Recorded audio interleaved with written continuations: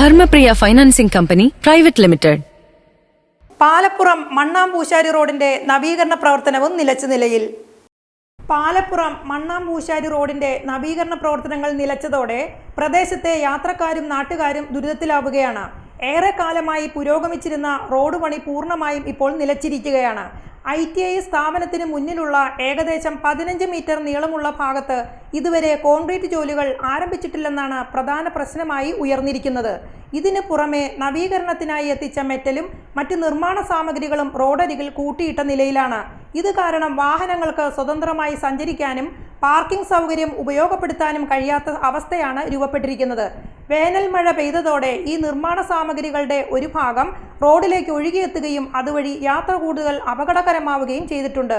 ഇരുചക്ര വാഹന യാത്രക്കാരും കാൽനട യാത്രക്കാരും പ്രത്യേകിച്ച് വലിയ ബുദ്ധിമുട്ടുകൾ നേരിടുന്നതായിട്ടാണ് നിലവിലെ അവസ്ഥ. ചിനക്കത്തൂർ പൂരം കഴിഞ്ഞ ഉടൻ തന്നെ പ്രവർത്തനങ്ങൾ പുനരാരംഭിക്കുമെന്ന് ബന്ധപ്പെട്ട അധികാരികൾ നേരത്തെ അറിയിച്ചിരുന്നുവെങ്കിലും ഇതുവരെ യാതൊരു നടപടിയും ഉണ്ടായിട്ടില്ലെന്നത് ആശങ്ക വർദ്ധിപ്പിക്കുന്നതാണ്.